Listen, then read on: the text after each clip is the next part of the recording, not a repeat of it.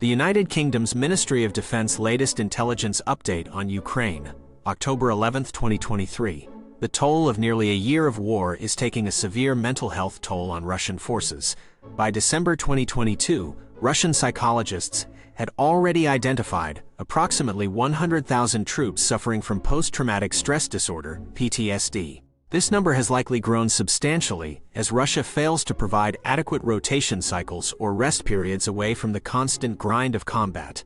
Multiple Russian commanders, including General Major Ivan Popov of the 58th Combined Arms Army, had warned of post-traumatic stress disorder among the ranks before Popov was relieved of duty in July. There are also signs Russia is sending medically unfit soldiers to the front lines regardless. Appeals of medical evaluations determining fitness for service are higher in 2023 than 2022, with many appeals denied or abandoned. Russia's neglect for the mental health needs and ability to continue fighting among its troops continues to degrade combat effectiveness. Morale and psychiatric casualties will only increase as the war drags on absent major changes to Russia's force rotation, medical screening, and mental health policies. Ukraine Armed Forces General Staff Update. Day 595 of Russia's attempted full-scale invasion of Ukraine. The Ukrainian military continues repelling Russian attacks across eastern and southern fronts. While the situation remains active, Ukrainian forces are inflicting losses and slowing Russia's advance. Key developments. 72 total engagements reported. Russia launched 1 missile strike, 36 airstrikes, and over 35 multiple-launch rocket system bombardments against Ukrainian positions and settlements. A Russian missile strike hit a school in Nikopol, causing civilian casualties, residential areas and infrastructure damaged across regions. Ukrainian forces repelled multiple Russian ground assaults around Kupiansk, Lyman, Bakhmut, Avdiivka, Marinka, Vuhledar, and Zaporizhia. Airstrikes concentrated on these areas too.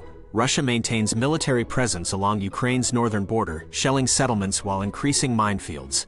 Ukrainian Air Force launched 12 strikes against Russian concentrations and logistics. Ukrainian missiles hit troops, an ammo depot, 9 artillery systems, and a radar system. While Russian attacks continue, Ukraine is effectively slowing their operational tempo.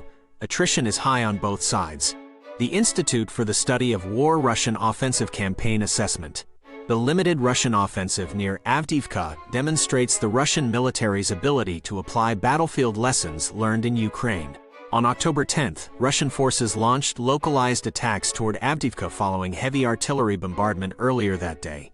Geolocated footage on October 10 and 11 shows that Russian troops advanced southwest of Avdiivka near Sivern and northwest near Stepov and Krasnohorivka.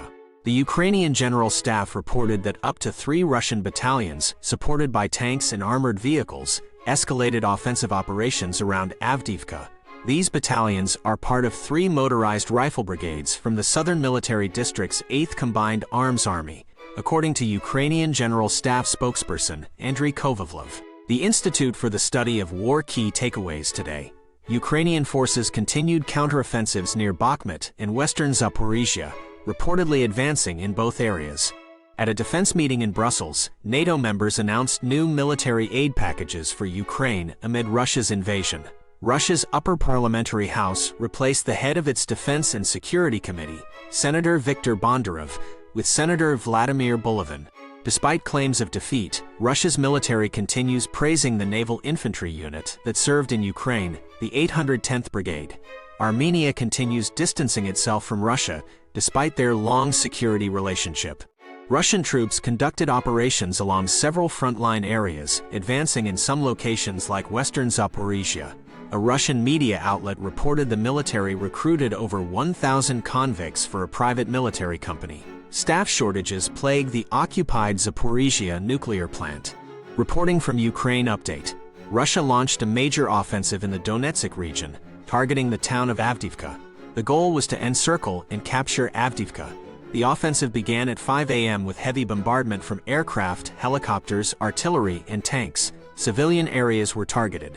Russian forces attacked from multiple directions to fix Ukrainian troops. The main advances were towards Orlivka to cut off Avdiivka.